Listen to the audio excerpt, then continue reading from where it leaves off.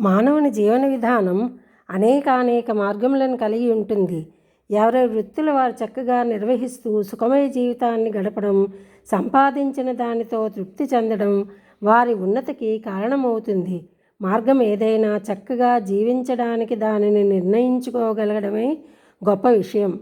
ప్రస్తుత పరిస్థితులను బట్టి చూస్తే లోకమంతా విద్య నేర్చుకొనుటకే ప్రాధాన్యమిస్తున్నది. కాబట్టి దాన్ని ప్రస్తావించే సందర్భాలు, మార్గాలు కోకొల్లలు.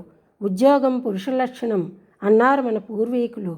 ఈ రోజులలో స్త్రీ పురుష భేదం లేదు, అందరూ సమానమే, అందరూ ఉద్యోగస్తులే. అయితే మానవులందరినీ మంచి స్థాయిలో నిలబెట్టేది వారి సంస్కారం ఒక్కటే.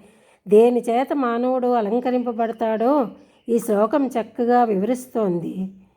కేయూరాన విభూషయంతి పురుషం హారాన చంద్రోజ్వలాః న స్నానం న విలేపనం న కుసుమం నాలంకృతా మూర్ధజాః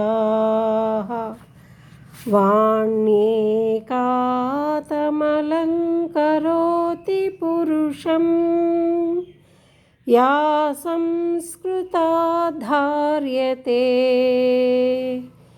క్షీయంతే ఖలు భూషణాని సతతం వాగ్భూషణం భూషణం. మానవునికి కేయూర కంకణాదులు, స్నాన చందనాదులు, హార నూపురాలు, అత్తరులు, స్త్రీలు తలలో ధరించుటకు వాడే బంగారపు సూర్యచంద్రులు ఇవన్నీ ఒక ఎత్తు. కానీ ఇవేమీ అలంకారాలు కాజాలవు అంటున్నారు. సంస్కారంతో కూడిన చదువు మాత్రమే అసలైన అలంకారం, మిగిలినవన్నీ నశించేవే అని భావం. వకార పంచకం మానవుని ఉన్నత స్థాయి నుంచి ఉన్నత స్థాయికి చేరుస్తుంది. వస్త్రేణ వపుషా వాచా విద్యయా వినయేన చ. సమయ సందర్భాలను అనుసరించి వస్త్రధారణ ఉండాలి.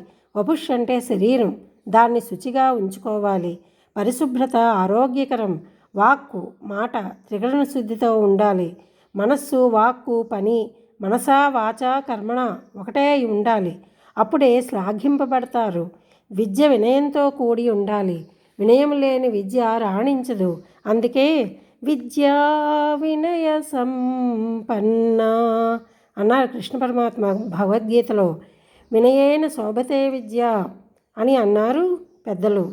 విద్యా దదాతి వినయం వినయాత్ యాతి పాత్రతాం పాత్రత్వాద్ ధనమాప్నోతి ధనాద్ధర్మం తతః సుఖం అన్నారు పెద్దలు. విద్య వలన వినయం కలిగి ఉండాలి. విద్య వినయాన్ని ఇస్తుంది. వినయ సంపన్నుడిని అందరూ మెచ్చుకుంటారు. వినయం వలన యోగ్యత కలుగుతుంది. యోగ్యత వలన ఉద్యోగ ప్రాప్తి కలుగుతుంది. దానివలన ధనం లభ్యమవుతుంది. ఆ ధనంలో కొంతైనా ధర్మకార్యాలకు వినియోగించినట్లయితే దానికి స్వచ్ఛత ఏర్పడుతుంది. ఇలా చేసిన తరువాతనే సుఖం మనకు సంప్రాప్తిస్తుంది. వకార పంచకంలో చివరిది వినయం. వినయం లేని విద్య వ్యర్థమే. విద్యావంతుడు ముక్కోపి అయితే అతని దగ్గరున్న వారు భయపడతారు. అతను సౌమ్యుడైతే నిర్భయంగా అతని వద్దకు వెళ్ళి జ్ఞాన సముపార్జన చేయగలుగుతారు.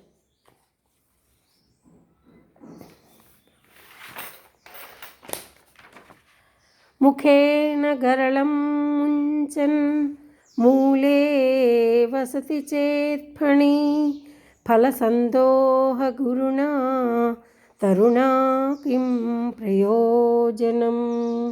మంచి రసభరితమైన ఫలాలతో నిండిన ఒక వృక్షం ఉంది. దాని మొదట్లో ఒక ఫణిరాజు కోరలతో విషాన్ని క్రక్కుతూ కనిపిస్తోంది. అందరూ పాముని చూచి భయపడతారే తప్ప ఆ మధురమైన ఫలాలను ఆశించి వెళ్ళి ప్రాణాలను కోల్పోలేరు కదా. అటువంటి వారే కోపిష్టివారు కూడా. అందుకే అరిషడ్వర్గాలను జయించగలగాలి, వాటిని దూరం చేసుకోవాలి. స్వస్తి.